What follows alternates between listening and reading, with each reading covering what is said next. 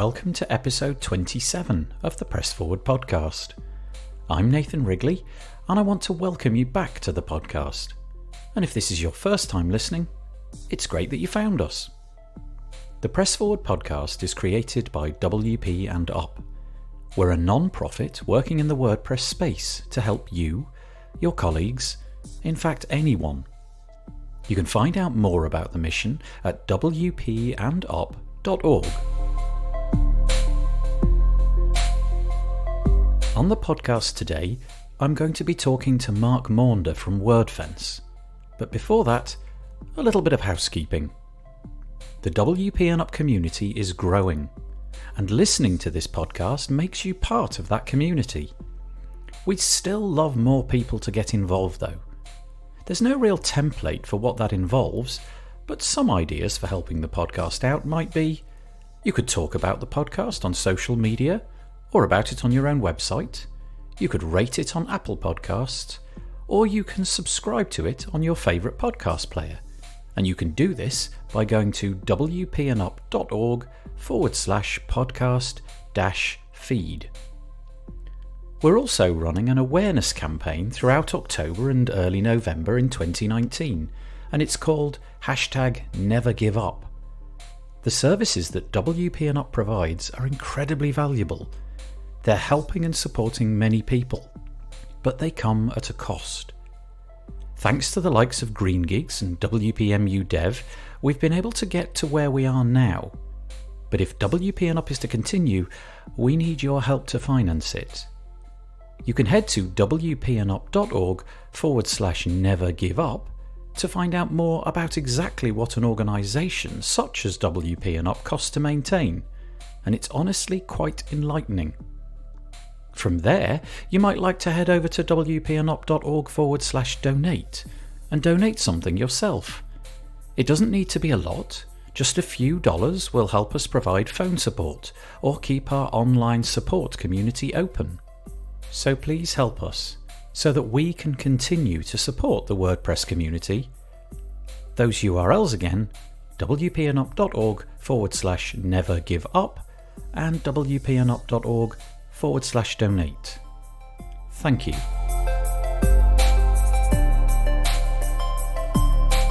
The Press Forward podcast is brought to you today by Green Geeks. Green Geeks offers an awesome managed web hosting platform that's built for speed, security and scalability whilst being environmentally friendly.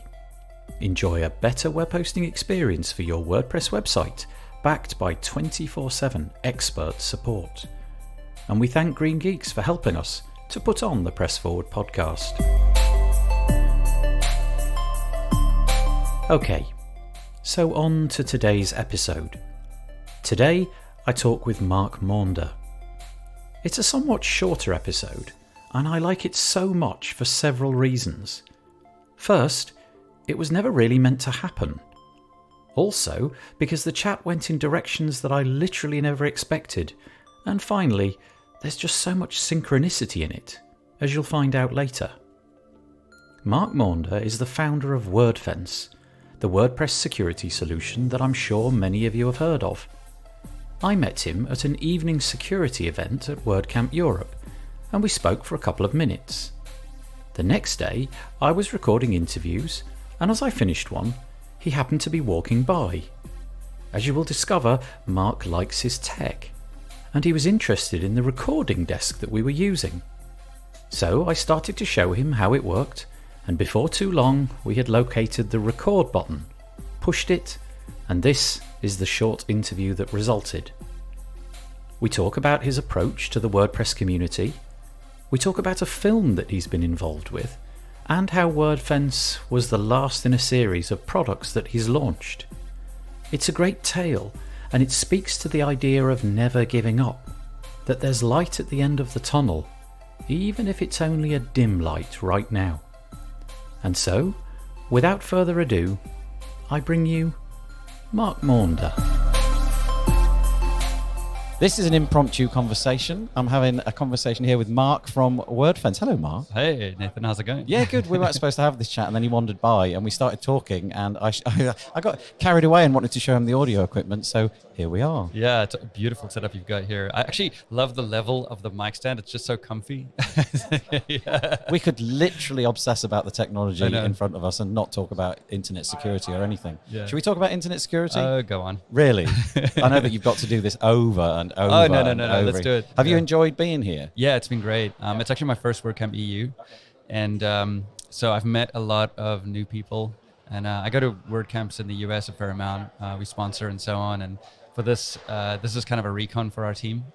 We want to sponsor, but we've never been, so we thought we better go and check it out. Send somebody. Yeah. Send the chief executive. Yeah, well, there's about 6 of us here. Oh, okay. And 5 of them are doing actual work. One of them is just having a lot of fun. And that's you. It might be me. Are you literally wandering about? No, you're doing interviews. Yeah, that's work. Well, we're chatting on the other side of the So I've met some really cool people, and it's I'm realizing it's high time that I'm out here because there's just a huge part of the community is in Europe. Yeah. Did it occur to you that, I mean, obviously the numbers are massive, there's 3,000 people that have showed up here. Yeah.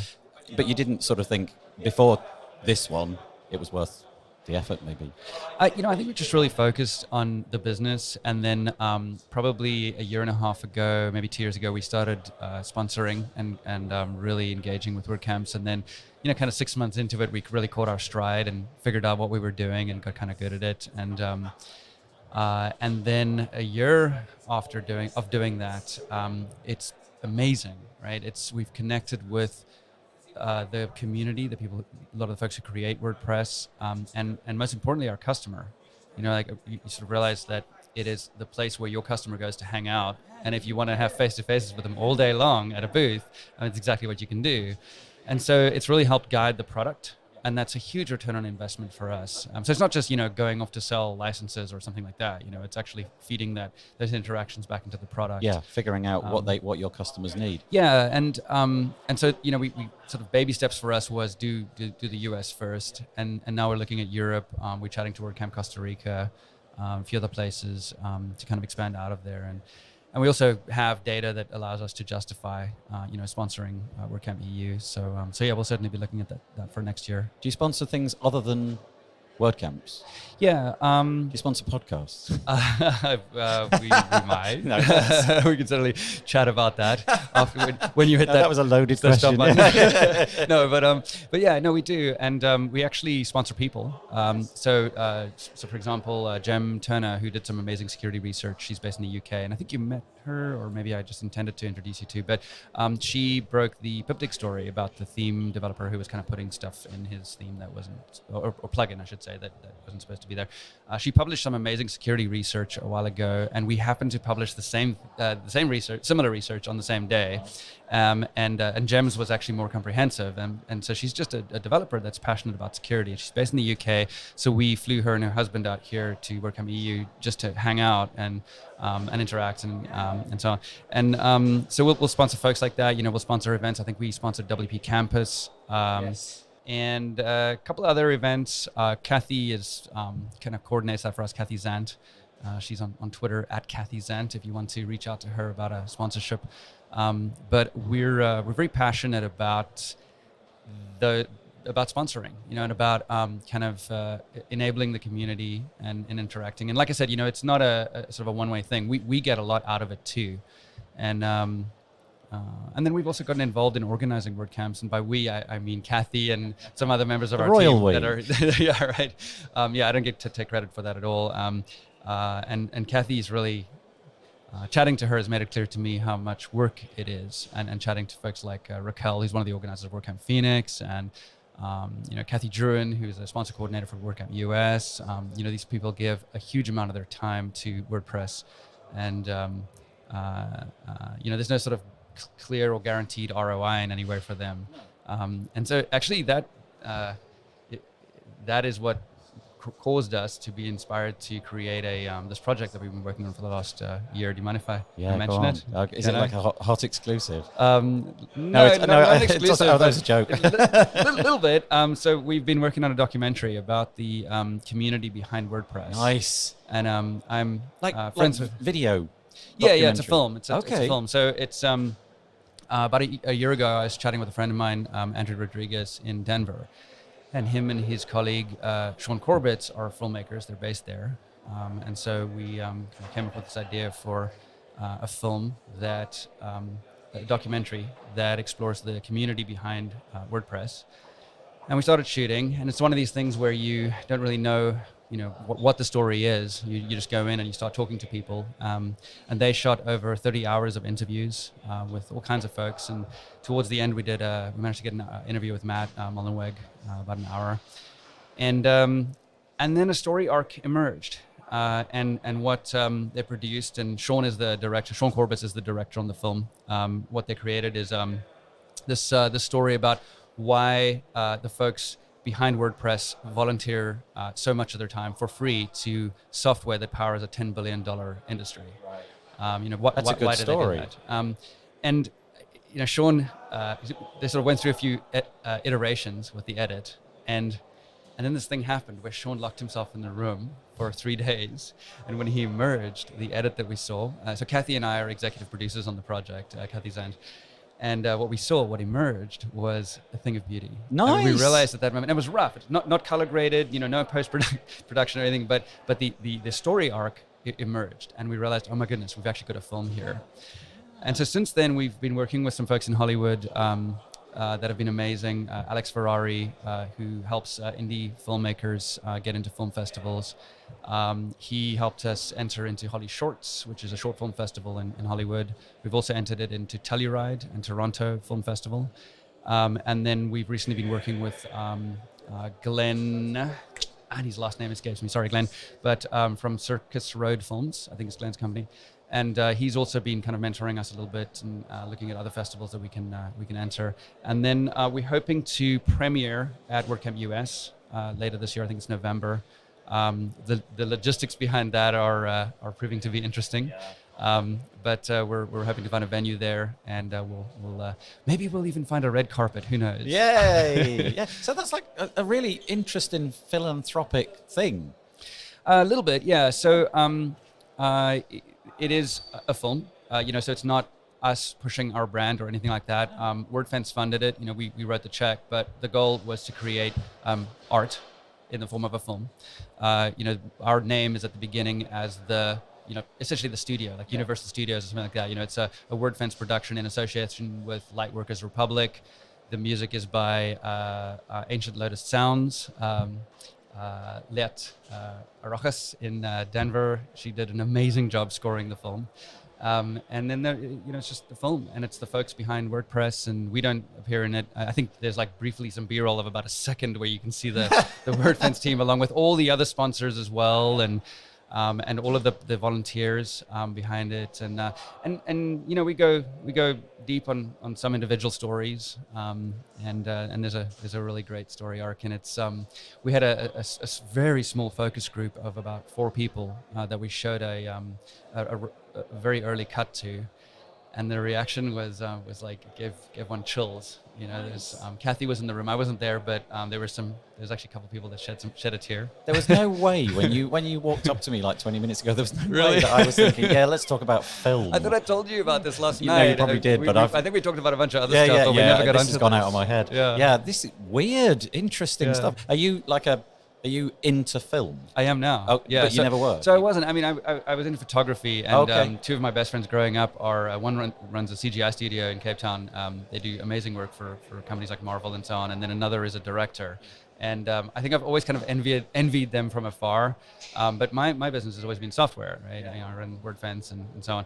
And I have a little bit of free time now, and I've been working with Andrew and Sean and trying to actually making darn sure that I don't interfere with their creative process, because they own that, right?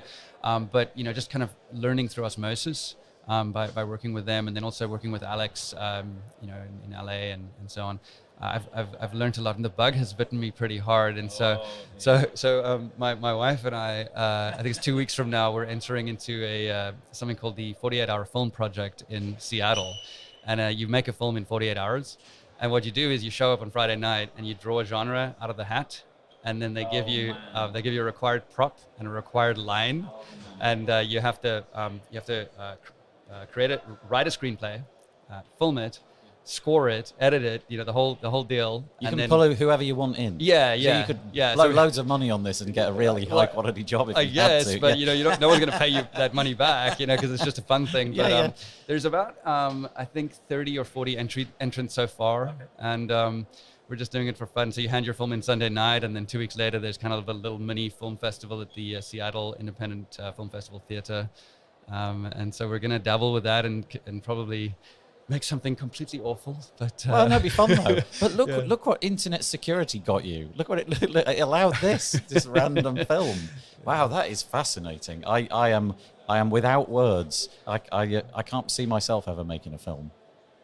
It's you have a camera right there. Yeah, that's not on. Sadly, I forgot to turn it on because we quickly rushed and pressed the button. It's not on. Oh no, that's fine. But I asked my director friend, what's the best camera that I can get, and he said the one that you have with you. Yeah, So, that's good advice. Literally, what it takes, I think. Do you want to talk about Wordfence? You can talk about that, sure. Yeah, let's talk about Wordfence. Yeah. So, when did you start Wordfence? How long has that thing been going? Did you start it? Have you been handling it all the way through? So, let's see. My wife Carrie Boyd, and myself. Carrie is kind of the legend behind the scenes. She's not public facing, but she's our chief operating officer and our chief financial officer. And her and I met in about 2000, and started dating back then. And then we became full-time entrepreneurs in 2003.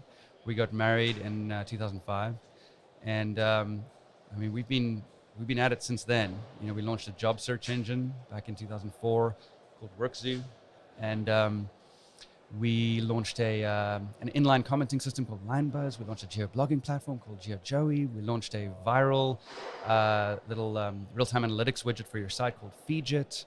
We turned that into a real-time analytics software, kind of a SaaS software thing.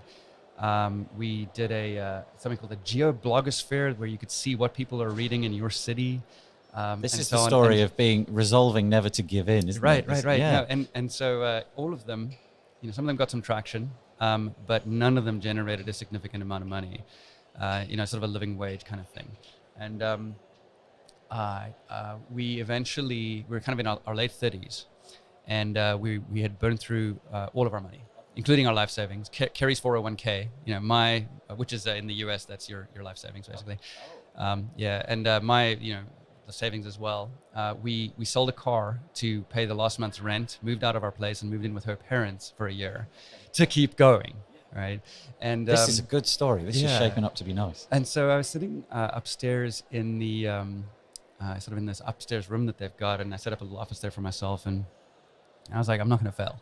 I'm gonna make this work. Like a decade later, I was like, I'm not gonna fail again. I'm gonna make this work. This one's gonna be the one. And so I was up there, and I came up with 4 criteria for a space that we should explore, and it was that it has to be a space that's growing, a market that is growing, where people clearly spend money, where there's a gap in the market that we can fill, and something that we can be the best in the world at.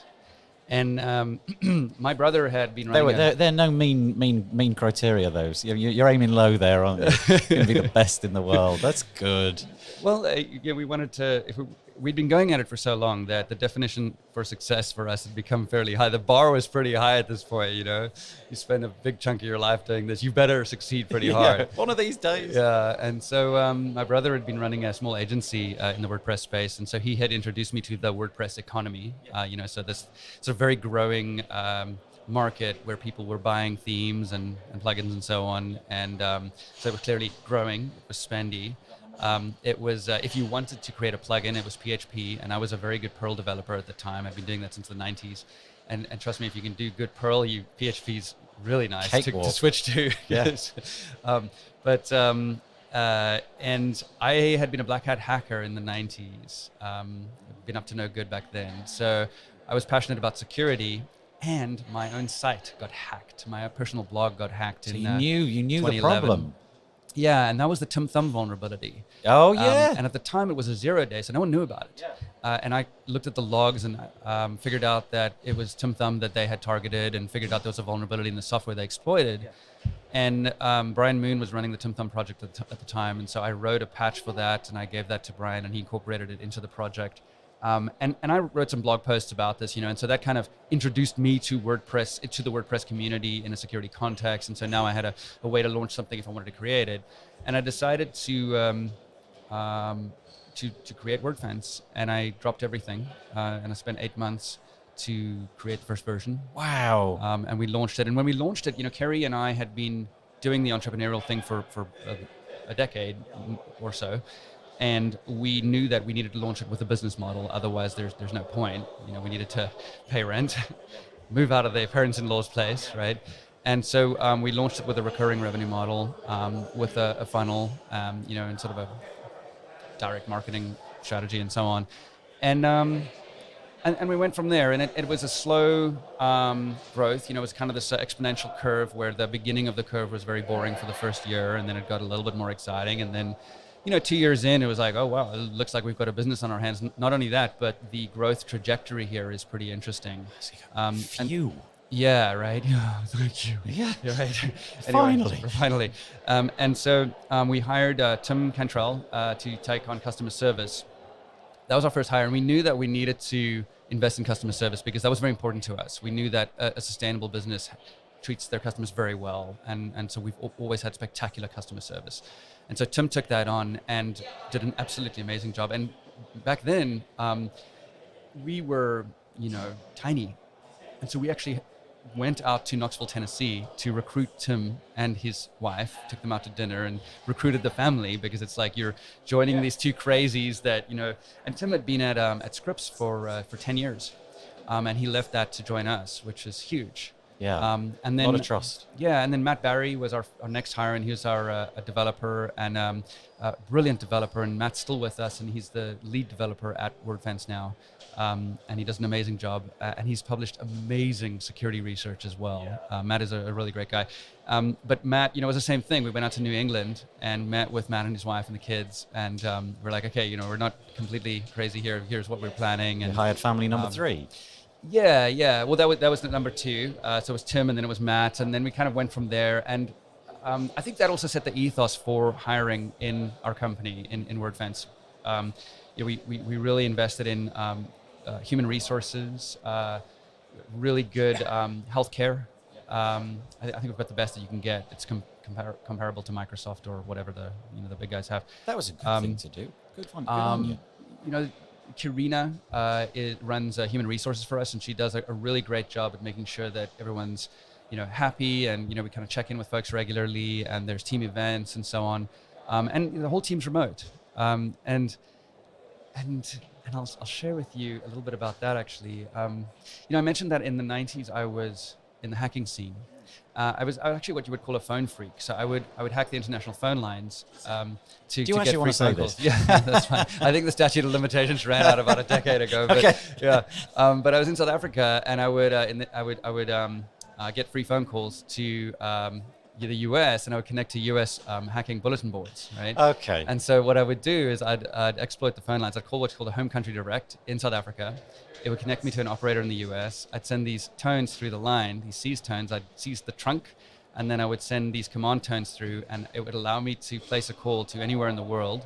I'd place a call to a BBS in the US. I'd connect to Digital Decay, run by ArcLight. And I actually have chatted with ArcLight since then. He was based in Orange County, where my future wife would be from. But I made friends with people on the phone, right? I would phone up people around South Africa, around Ewan, otherwise known as Maelstrom in the UK, some folks from the US, and I had these sort of virtual friends that I would just know this voice on the other end of the line. And what that taught me is that you can have a very deep relationship with someone by just hearing their voice. That made that clear to me, that I can build a culture that is virtual and where it's just voice-based, And so that's how we've built our business. Our business is totally remote, and we use something called TeamSpeak, which is a push-to-talk system, and we'll also do calls via Slack and so on, but it's always voice. Every now and then, Karina will just for fun arrange a Halloween thing where we have everyone on video, but that's literally like once a year. And what I love about the voice thing is that about having a sort of a relationship with someone just via voice is that it levels the playing field. It levels the, you don't have someone who is, 6'5", former quarterback walking into a room wearing a really nice suit and they kind of dominate the room. And you've got folks that are, intellectual giants, but are stifled because they don't, look the same. They don't look like some billboard poster or whatever. They don't have a deep, they don't dominate the room. And I really love that. And so, I was chatting with one of my colleagues recently, and she was saying, hey, maybe we should do video. Maybe we should, switch to video or something like that. And I told her this exact story, that's, I think, one of the things that empowers our company is that we have a very level playing field, and so we've got folks in our business that are, giants in what they do. In a normal company, they might just be shouted down. I think that's something that's really worked for us. I mean, the whole remote thing, the distributed working, as it's now called, it's growing. Oddly enough, one of the things that this charity is kind of trying to combat is that exact problem. The sort of the isolation that can come from that. It sounds like you've got a real handle on it, and you take care of your employees very well. I'm not sure it's always the case for freelancers and remote workers, but that sounds like you've invested in people's futures. Yeah, well, we're always learning, and I think the work that you guys are doing is really interesting. We're checking in with our team. We meet in person at DEF CON every year. So we'll fly everyone out to Vegas and go to the big hacking conference. I want to go to that one day. Oh, you should. Yeah. The last one was 26,000 people. Okay. It's massive. It's quite a spectacle. Yeah. And Black Hat is just before it. Yeah. And then you've got B-Sides just before that. Yeah. So there's this whole sort of trio of hacking conferences happening at the same time in Vegas. And so, put your phone in airplane mode. Yeah. and go to Vegas and check it out. Yeah, because somebody's going to own it. But yeah. But like I said, we're learning. So we'll check in with our team, and I'm always saying, like, what can we do better, and how are you doing? Because Carrie and I were in a room working for over a decade trying to build the business, and we know a little bit of what that's like, and I think it can have a physical impact and a mental impact, and one wants to. So Naval Ravikant is a friend of mine, and he's actually on our board, and he's an amazing guy. And one of the things that he says is that your health is the most important thing.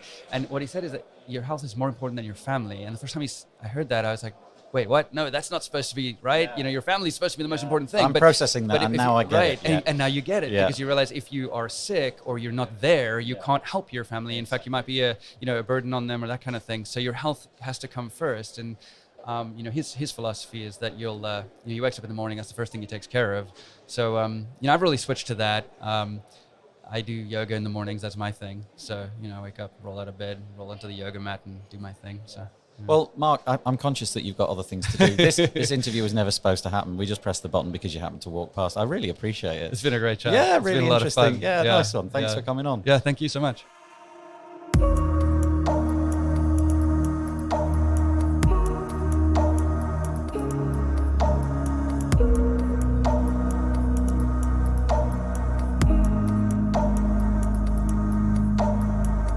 One of the purposes of the Press Forward podcast is to lift the lid on topics that don't get talked about often enough, to allow people to share their stories so that others might listen, and by listening they may gain an understanding that they're not alone. There are other people out there who have faced the same situations that you are facing. They have found a way through and can offer support to you on your journey. Maybe that person's already in your life, but they might not be, and that's what WP & Up is here for, to connect you with the support that you need. If you can help WP & Up with a donation, then please visit wpnup.org/donate.